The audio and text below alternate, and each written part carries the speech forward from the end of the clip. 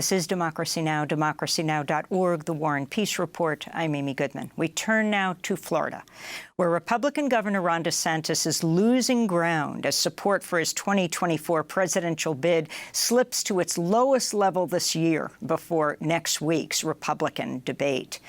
Students in Miami returned to school Thursday, one day after a Teach No Lies march to the office of the Miami-Dade County School Board to protest what many call Florida's racist new curriculum standards for teaching Black history. The measure is part of a broader push by DeSantis to root out ideas he says are woke. The new curriculum teaches that some Black people benefited from being enslaved because they learned useful skills.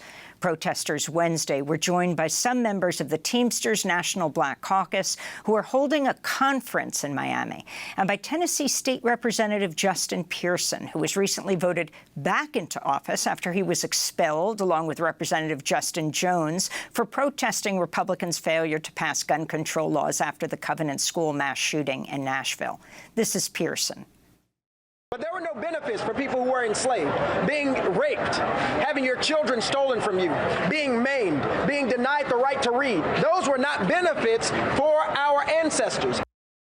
The Florida Education Association, a teachers union representing about 150,000 teachers, called the new standards, quote, a disservice to Florida students and are a big step backward for a state that has required teaching African-American history since 1994.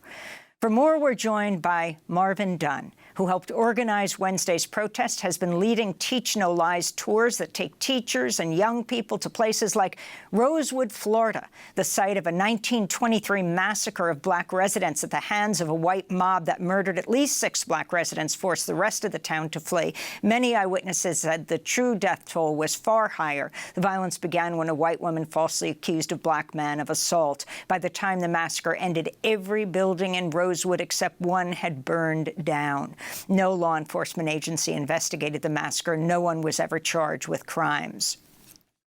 Marvin Dunn is a professor emeritus at Florida International University, author of numerous books, including The History of Florida Through Black Eyes. In the book, he writes, almost all of Florida's painful racial past has been whitewashed, marginalized, or buried intentionally. But I was born here. I know Florida's flowers and her warts, he writes. Professor Dunn is also co-founder of the Miami Center for Racial Justice. Welcome to Democracy Now!, Professor. You were one of those who led that march this week, right before kids go back to school. Talk about the new curriculum that Governor DeSantis, presidential candidate DeSantis, is pushing, and that the teachers are forced to teach. Well, first, thank you very much for having me on. It is a disaster. It cannot be implemented. The state threw out some standards without connecting them to any courses, so teachers in Florida don't know how to implement this law.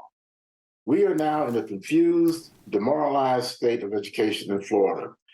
This man has, I think, done the most damage to education in this state that I can imagine. We're trying to figure out what to do next in order to have teachers not arrested for not implementing these standards. We're trying to get clarification from the Department of Education. They do not respond. So basically, it's just a mess in Florida. You are doing something very unusual. You are taking people to sites of massacres, and you are teaching on the ground. Talk about what you're teaching and how these stories are changed. For example, with the curriculum saying you have to talk about how slavery actually benefited the enslaved. Well, we're still trying to figure out how slaves had personal benefits when they were not even considered to be persons. They were property. How could a chair or a cow have personal benefits? This is what has enraged Black America, and a lot of white people as well. The very idea of trying to suggest or having teachers teach that enslaved people had some benefit from being enslaved. Even if the 1% of the enslaved who were freed had some marketable skill, what about the 99% who basically had no skills at all? What about the millions of slaves who died before emancipation? What personal benefit did they receive? What DeSantis is trying to do with this issue and others is to equivocate evil. Everybody was doing slavery. Every country had slavery. Slavery was in Africa. It was in China. It was in Asia. Teachers are required to teach that as a part of the Black History course. Why? Why does he want teachers to teach about slavery in these other places? Because the argument is America was just another country that had slavery, no different from anybody else. But America was different. America was the only country that had slavery in which the enslaved were not people, but property. That was a unique American contribution to slavery. So we're trying to correct these lies. We're trying to make sure that teachers are not teaching these lies, but it is an uphill struggle here in Florida. Professor Dunn, on Sunday, you posted a photo on social media of yourself posing with your fist in the air in front of your Rosewood neighbor's Confederate flag. You wrote, quote, "In Rosewood today, in front of my neighbor's property, he just got convicted of 6 counts of hate crimes from when he tried to kill me and a group that was visiting my property. He was mad because we parked on his side of the road. I was standing on his side of the road today," you wrote. Can you describe this attack, what happened to you, your son, and others? Certainly. I'm the only person, a Black person, who owns land in Rosewood today. All of the Black people left. Rosewood is now a bedroom community, very wealthy people, 5-acre estates out there. And I purchased 5 acres of land, pristine land, not touched since the 1923 event. And with the arrival of the 100th recognition of the event, I went to my property to meet with some white people, some contractors, to talk about clearing the property so that we could have an event on the site. This was in September. As we were leaving, and I had 2 white gentlemen that we met with up there to talk about what they would do to help us with this. And as we were leaving, my neighbor across the street, I've owned this property since 2008, never spoke to him nor him to me. So he rolls up to me in his truck, big white truck with the big wheels and what have you, lets the window down and asked me, "What's going on out here?" So I said, "Well, sir, this is my property, and that's as far as I got." He said, "Well, if that's your property, why don't you park on your side of the road?" I said, "Well, this is a county road. We'll park wherever we wish." Threw him into a rage. He guns his vehicle, spins around, almost hits people, and starts yelling racial epithets. I won't repeat what he said, but the N-word was used again and again. He says to one of the white men who was with us, "You're just as bad as the N-word plural," and sped off onto his property. And a few minutes later, he comes out at full speed and almost kills us as we were trying to get out of his way. So we called the police. The Levy County police came out and they arrested him a few days later and charged him with using his truck as a weapon. When I got back to Miami, back home, I don't live up there, I live in Miami, I called the FBI and reported this as a hate crime. And I must say, even though you hear a lot of attacks on the Department of Justice and what have you, they were on the job. The FBI investigated this case. This man was tried a week or so ago in Gainesville, Florida, by a jury of 11 people, no Blacks, and he was found guilty of 6 counts of hate crime, and he's facing 10 years on each count. And then yesterday, he was tried in Levy County on the state charge. I'm not sure what the result of that was. So this gentleman is facing a lot of time in prison for what happened that day. You want to build a peace house in Rosewood, an educational hub for students to learn about Florida's history of racial violence. Are you still going to do that? And is he out free until he's sentenced? He is free. He is out. We were just up at my property this past weekend with 30 teachers from Dade County. We hired a Florida Highway patrolman to sit there for the time that we were there on the property. And we have to do that now to assure that we're not having a problem with this man. But we will be using that 5-acre site to make a park that commemorates the history of Rosewood. And we're going to rebuild the old railroad depot and use it as a peace house, where people can come to Rosewood, walk that bloody ground, experience the sense of ancestors, talk about peace, bring our country together in this place where a very, very terrible thing happened. I don't believe that America is as racially divided as DeSantis and the mega Republicans would have us to believe. I don't think most Americans want the government to be telling teachers what to teach at universities. I don't think most Americans, white, black, Republican, or Democrat, want to see the intrusion of government into private life, personal life, and education as we now see it happening. So that's why we're going to build that house, that railroad depot, and make it into a place of peace so that we can really bring our country together. Folks who want to come and sit and talk and work out problems, that's what we intend to do there. Professor Dunn, Florida Governor DeSantis has conducted a conservative takeover of the progressive new college. Many professors have left.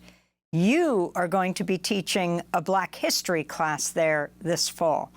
Can you talk about what you will be teaching and how that fits into, or don't you care, about the Stop Woke Act? We're going to be teaching institutional racism in Florida. We're going to be teaching the very Black history that DeSantis does not wish us to teach. We're going to take new college students on the same tours that I'm taking high school students. We even have plans to bring them to New York. Our nonprofit called the Miami Center for Racial Justice is raising money to support New College and to support these tours that we're doing. DeSantis says New College is where woke goes to die. Now, mind you, this is a very small college. It's 700 students. I think many of them have left now. But this is the place that DeSantis chose to fight woke. And what we're finding is that he's killing that college. People are leaving. I've committed to teach there for free, and I will do so with or without the permission of the president, and I will do it if I have to do it on the parking lots. Can you tell us what happened in Ocoee, one of the places that you bring students, teachers, professors to? Thank you for asking that question. Because Ocoee is one of the two places that these new state standards require teachers to teach what happened there. And they're requiring teachers to teach a lie. They're requiring teachers to teach that there was Black violence against whites in Ocoee and in Rosewood. Let me tell you what happened in Ocoee. 1920, a Black man tried to vote. July Perry was his name. He was turned away from the polls. A mob formed a couple steps in between that, and they come to his house to confront him. They surround July Perry's house, and they start shooting into it. And they kill two of their number. Two of the mob are killed by friendly fire. That's the official report from the Orange County Sheriff. And yet the historical blame is on July Perry, that he killed these two men, that there was equal violence in Ocoee about whites and Blacks. 300 Black people killed in Ocoee. I took those teachers last Saturday to the spot where they're buried, this mass grave, and we stood and prayed and sang and told the truth about what happened in Ocoee. That's just one of the lies that is being required to be taught in Florida right now. The other one is about Rosewood, as a matter of fact. In that instance, you had a man in his mom's house with his family, protecting them. The mob comes to the house. His mother goes to the window and tries to convince them to go away. They shoot and kill her dead. His mom falls dead in front of him. And then two white men, come up onto his front porch, and he killed them dead, shot them dead. And that's Black on white racial violence. This is the kind of thing that we're fighting in Florida, where DeSantis is trying to make it appear that there was evil on both sides. Same thing as Charlottesville, evil on both sides. And we're trying to fight that in Florida. You're also one of 8 plaintiffs in a lawsuit over DeSantis's law called the Stop Wrongs to Our Kids and Employees Act, which also applies to public university professors. Can you explain that? Yes. DeSantis wants to shut down discussion in Florida universities about race. He is saying to us that we cannot use certain terms like institutional racism. Well, I teach a course on Black Florida history and on Black Miami history. Miami and Florida were both bathed in racism as they were born, as they came to be. There was not one single institution in the history of the city of Miami, for example, that was not racist. Business, police, education, entertainment, the church, everything was based on race. But we're not allowed to say that? much less speak about racial violence, because some white people think that their kids might feel uncomfortable if we talk about those things. What about Black kids who may feel uncomfortable when we're talking about things that might offend them? So what we're seeing is a very, very confused attack, but the ultimate aim is very clear. Suppress education that deals with racial history, suppress discussions, particularly of institutional racism, and keep our educational system based upon basically, essentially, Christian nationalist principles and beliefs. Can I ask, we just have 30 seconds. You're wearing a T-shirt that says, "Teach the truth." Who ignited that flame that burns in you, Professor Dunn? My mom, my mother, long gone now, who taught us, my 4 brothers and me, that you tell the truth, you teach the truth, you don't promote lies, you're an honest person, and we expect you to go up, you're an honest person. I got that from my mom and my dad as well.